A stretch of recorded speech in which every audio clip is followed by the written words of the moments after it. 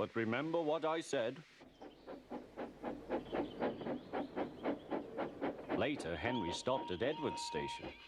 "Hello, Henry," said Edward. "You look splendid. I was pleased to hear your happy whistle yesterday." "Thank you, Edward," smiled Henry.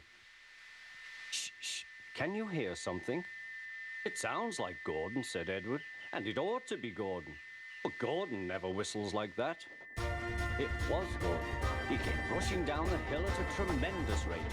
He didn't look at Henry, and he didn't look at Edward. He screamed straight through the station and disappeared.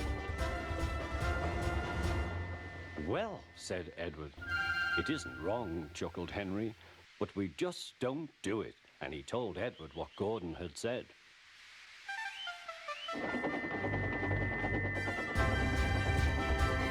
Meanwhile, Gordon screeched along the line. The noise was awful.